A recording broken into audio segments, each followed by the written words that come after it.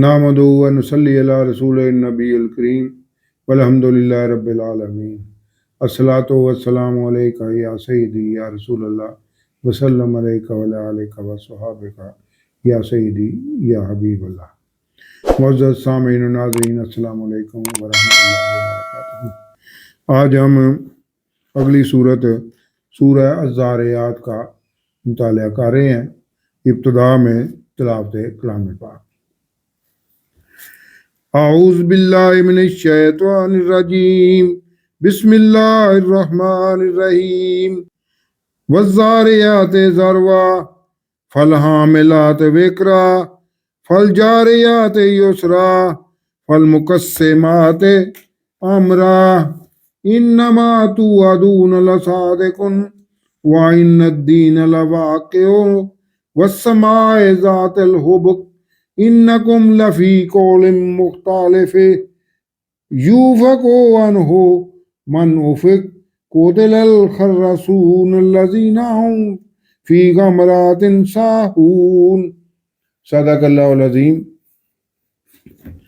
اب سورہ الذاریات کا خلاصہ۔ سورہ الذاریات مکی و مدنی صورتوں کے چھٹے گروپ کی دوسری مکی صورت ہے۔ اس میں 60 آیات اور 3 رکوع ہیں، جو 26ویں پارے کے 18ویں رکوع سے 27ویں پارے کے دوسرے رکوع تک ہے۔ اس صورت میں غبار اڑانے والی ہواؤں، بارش برسانے والے بادلوں میں موجود ہواؤں، ہلکے ہلکے چلنے والی فرت بخش ہواؤں اور اللہ کے حکم سے رزق تقسیم کرنے والی ہواؤں کی یہ 4 قسمیں کھا کر بتایا گیا ہے کہ مرنے کے بعد کی زندگی حقیقت پر مبنی ہے۔ یہی اس صورت کا عنوان ہے کہ مرنے کے بعد زندگی جو کہا جا رہا ہے وہ حقیقت پر مبنی ہے۔ اس کے بعد قرآن اور آخرت کے عقیدے کے منکرین، کفار مکہ کا انجام بد اور اہل ایمان کے اوصاف حمیدہ اور ان کا انجام بالخیر کا ذکر کیا گیا ہے۔ پھر حضرت ابراہیم علیہ السلام کے مہمان بننے والے فرشتوں کا بیان اور بڑھاپے میں ان کو اولاد کی خوشخبری دی گئی کہ اولاد عطا کرنے کے لیے اللہ کے لیے جوانی یا بڑھاپے کی کوئی اہمیت نہیں ہے۔ اللہ اپنی قدرت کاملہ سے بڑھاپے اور بانجھ پن کے باوجود اولاد عطا کرنے پر پوری قدرت رکھتا ہے۔ پھر قوم لوط کا بتایا گیا ہے کہ صرف لوط علیہ السلام کا ایک ہی گھرانہ ماسوائے ان کی کافرہ بیوی کے نجات پا سکا اور باقی پوری قوم پتھروں کی بارش سے صفحہ ہستی سے مٹا دی گئی۔ اس طرح فرعون اور آل فرعون نے موسیٰ علیہ السلام کو رسول ماننے سے انکار کیا تو انہیں سمندر میں غرق کر کے نشان عبرت بنا دیا گیا۔ قوم سمود اور اس سے پہلے قوم نوح کو بھی ان کی سرکشی کی وجہ سے عذاب الہی سے تباہ کر دیا گیا۔ آیات ربانی بیان کرتے ہوئے بتایا گیا ہے کہ آسمان کو چھت اور زمین کو فرش بنانے والا کتنا بہترین کاریگر اور کتنی وسعتوں کا مالک ہے، جس نے ہر چیز کو جوڑوں کی شکل میں پیدا کیا ہے۔ اس لیے ہر انسان کو اس اللہ کی طرف بلا شرکت غیر متوجہ ہونا چاہیے۔ یہ بھی بیان کیا گیا ہے کہ یہ جو کفار نبی اکرم صلی اللہ علیہ وسلم کو دیوانہ یا جادوگر کہتے ہیں، یہ کوئی نئی بات نہیں ہے، کیونکہ مشرکین پہلے انبیاء اور رسل علیہ السلام کو انہی جیسے ناموں سے پکارتے رہے ہیں، اور آپ صلی اللہ علیہ وسلم کو کہا گیا ہے کہ ان کفار کی باتوں کی پرواہ نہ کریں اور انسانوں اور جنات کو ان کے مقصد حیات یعنی اللہ کی بندگی کی طرف متوجہ کرتے رہیں، کیونکہ کافروں کے لیے قیامت کے دن ذلت و رسوائی کے سوا اور کچھ نہیں ہوگا۔ یہ اس صورت کا مختصر سا خلاصہ تھا۔ اب اس صورت کی تفسیر النور۔ قسم ہے بکھیرنے والیوں یعنی ہواؤں کی جو اڑا کر بکھیر دیتی ہیں۔ ہواؤں کی وجہ سے ہی پھولوں کے زردانے ایک پودے سے دوسرے پودے کے زردانوں سے مل کر پولینیشن کا عمل مکمل کرتے ہیں اور پھلوں کا باعث بنتے ہیں۔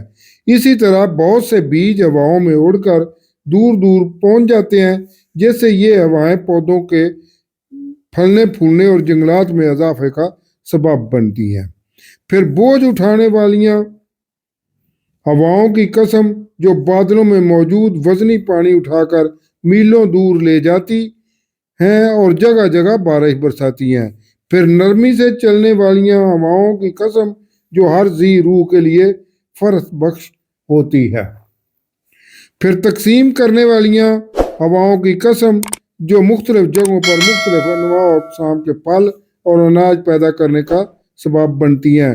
ان 4 آیات میں اللہ نے ہواؤں کی قسمیں کھا کر بتایا ہے کہ کس طرح یہ ہوائیں اللہ کے تفویض کردہ امور انجام دینے کا سبب ہے، جو نہ صرف انسان کی روزی رسانی کا باعث ہیں بلکہ انسان کے لیے دعوت فکر بھی ہے کہ کس طرح معمولی سمجھے جانے والے انتہائی عام امور ایک مربوط نظام کے تحت انجام دیے جا رہے ہیں جو انسان کو اللہ کی پہچان کے لیے کافی ہیں۔ جیسے یہ سب عوامل سچ ہیں، اسی طرح جو وعدہ تمہیں دیا جا رہا ہے وہ بھی سچا ہے کہ اس کائنات کا مربوط نظام گواہ ہے کہ قیامت کے دن ہر انسان نے ضرور اٹھنا ہے اور اسے اللہ کے حضور پیش ہونا ہے، اور انصاف یعنی جزا و سزا کا دن ضرور واقع ہوگا۔ اور راستوں والے آسمان کی قسم، بلیک ہول ایک کائنات سے دوسری کائنات میں داخل ہونے کا واحد ذریعہ ہے۔ کفار مکہ تم آخرت کے بارے میں ایک مختلف بات میں پڑے ہوئے ہو۔ اس قرآن میں موجود آخرت کے عقیدے سے وہی پھیر دیا جاتا ہے جس کا پھیر دیا جانا لکھا جا چکا ہو۔ مارے جائیں بدگمان جو اپنی غفلت میں بھولے ہوئے ہیں، یعنی نہ انہیں اپنے مقصد حیات صرف اللہ کی بندگی کی فکر ہے اور نہ ہی اپنے انجام کی۔ وہ پوچھتے ہیں انصاف یعنی جزا و سزا کا دن کب ہوگا، جس دن ان کفار کو آگ پر تپایا جائے گا، پھر انہیں کہا جائے گا اب اپنی شرارت بازی کا مزہ چکھو، یہ وہی عذاب ہے جس کی تمہیں جلدی تھی۔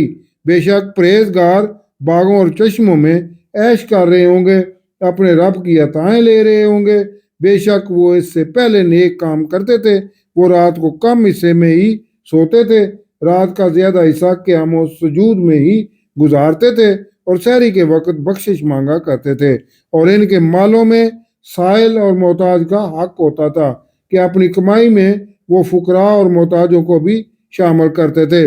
اور یقین کرنے والوں کے لیے زمین میں بہت سی نشانیاں ہیں اور تمہاری اپنی جانوں میں بھی نشانیاں ہیں، تو کیا تم دیکھتے نہیں ہو کہ کس طرح تمہارا پورا جسم ایک مربوط نظام کے تحت کام کر رہا ہے اور تمہارا ہر جسمانی عضو ایک دوسرے عضو کا مددگار ہے، اور تمہارا رزق آسمان میں ہے، یعنی انسان کا رزق آسمان سے ہی نازل کیا جاتا ہے، اور وہ انصاف کا دن بھی آسمان سے ہی نازل کیا جائے گا جس کا تم سے وعدہ کیا جا رہا ہے۔ آسمانوں اور زمین کے رب کی قسم، یہ جزا اور سزا کا دن حق ہے اور اتنا قریب ہے جیسے تم آپس میں باتیں کرتے ہو۔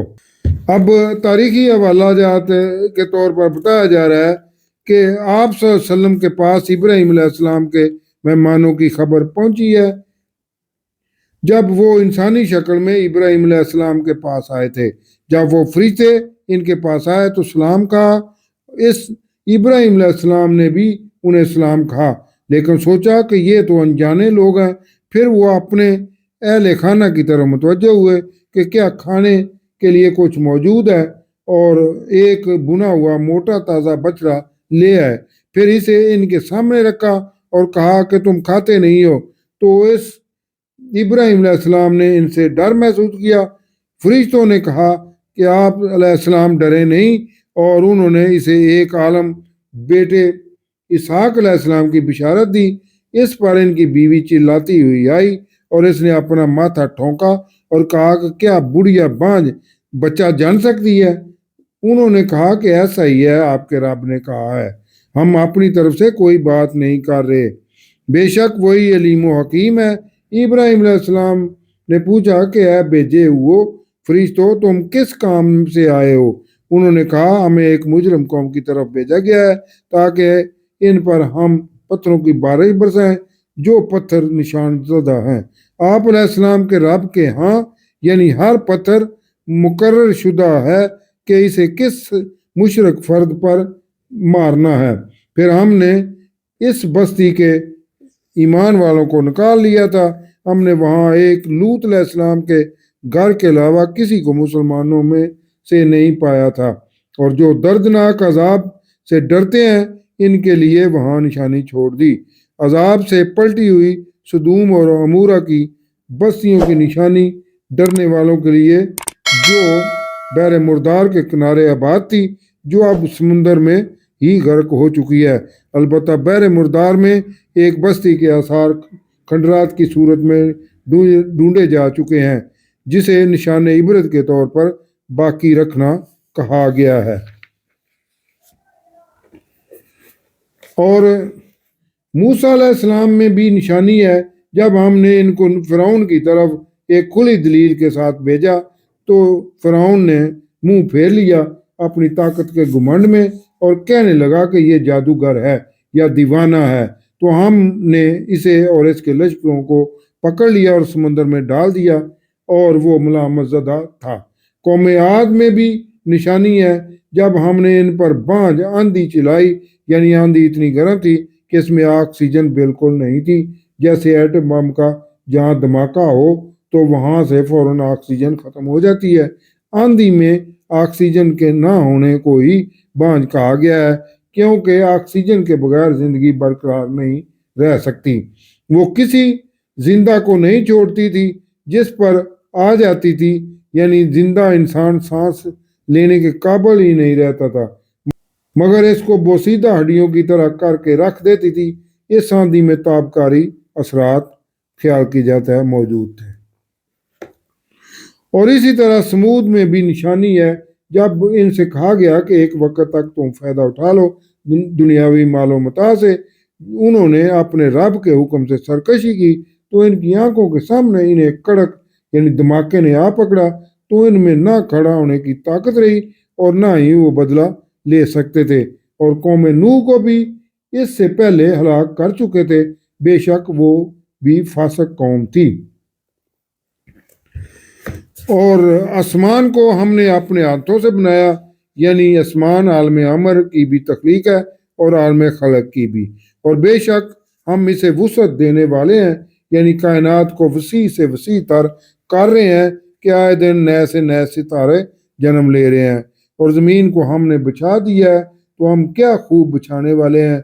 और हमने हर शय के जोड़े बनाए हैं ताकि तुम नसीहत पकड़ो, यानी अगर हर चीज़ का जोड़ा है तो दुनिया का जोड़ा भी आखिरत है।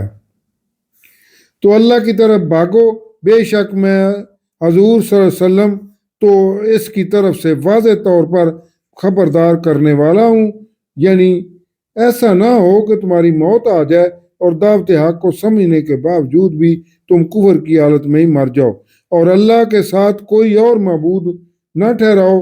मैं इसकी तरफ से तुम्हें वाज़े खबरदार करने वाला हूँ। जैसा कि ये कुफार मक्का आप सल्लल्लाहु अलैहि वसल्लम को कह रहे हैं, इसी तरह इन कुफार से पहले लोगों के पास जो रसूल आया तो उन्होंने भी यही कहा कि ये जादूगर है या दीवाना है।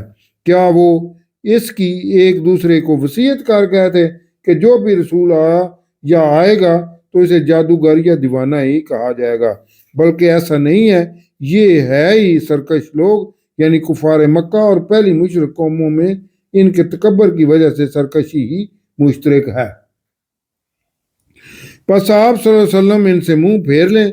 आप सल्लल्लाहु अलैहि वसल्लम पर कोई इल्ज़ाम नहीं, यानी अल्लाह जानता है कि इन कुफार मक्का को दावत हक का वाज़े पैगाम आप सल्लल्लाहु अलैहि वसल्लम ने पहुंचा दिया है और आप सल्लल्लाहु अलैहि वसल्लम नसीहत करते रहें, क्योंकि जिस नसीहत के कुफार मुनकर हैं यही नसीहत अहले ईमान के लिए मुफीद है।